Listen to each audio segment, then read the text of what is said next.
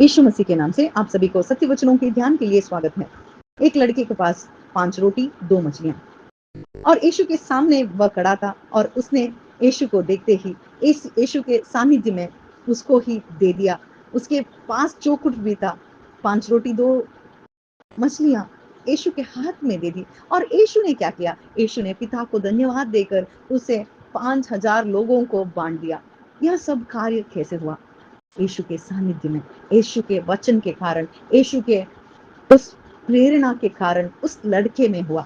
एक छोटा सा लड़का स्वार्थ में नहीं बल्कि उसके हृदय से यीशु को सब कुछ उसने दे दिया। जो कोई भी यीशु के सानिध्य में आएगा, यीशु के वचन को ध्यान करेगा, यीशु के उस प्रसन्नता में आएगा, तभी एक व्यक्ति को उसको सब कुछ दे सकता है। क्योंकि हम सभी यीशु के कलाकृति हैं। यीशु ने हमें बनाया है, यीशु ने हम सबको रूपित किया है, यीशु ने हमें अद्भुत रीति से माता के गर्भ से ही हमें चुना है। किसके लिए? उसके हाथों में एक उपकरण बन के उपयुक्त होने के लिए हम सभी को उसने रचा है।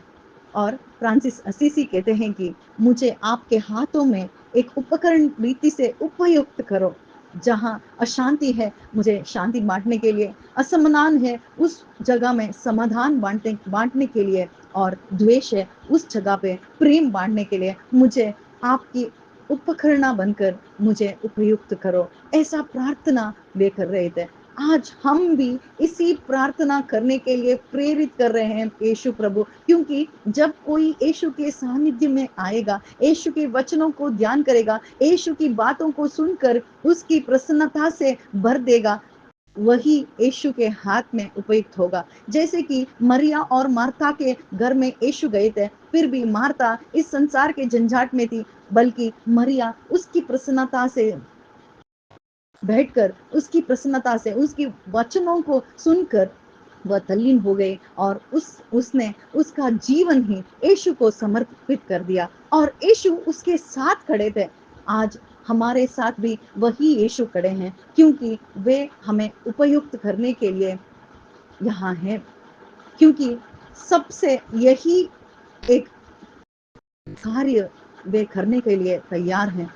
जैसे उस लड़के ने सब कुछ दे दिया, आज हम सब, हमारे पास जो कुछ भी है, हमारा देह, हमारा बल, हमारा ज्ञान, सभी यीशु के हाथ में देंगे। जो कोई भी उसका जीवन यीशु के हाथ में देगा, वही पिता को धन्यवाद कर सकता है। आज यीशु को धन्यवाद करने के लिए, जब यीशु के हाथ में हम हैं, तभी हम यीशु को धन्यवाद कर सकते हैं। उसकी प्रसन्नता से ही उसको धन्यवाद कर सकते हैं। जब कोई भी यीशु के हाथ में आएगा, वही पिता का प्रेम अनुभव कर सकता है और कह सकता है कि मुझे शांति देने के लिए, समाधान देने के लिए और प्रेम देने के लिए एक उपकरण रीति से मुझे भी उपयुक्त करो, मुझे भी आपके काम में उपयोग करो। ऐसा प्रार्थना हम भी कर सकते हैं। आमीन।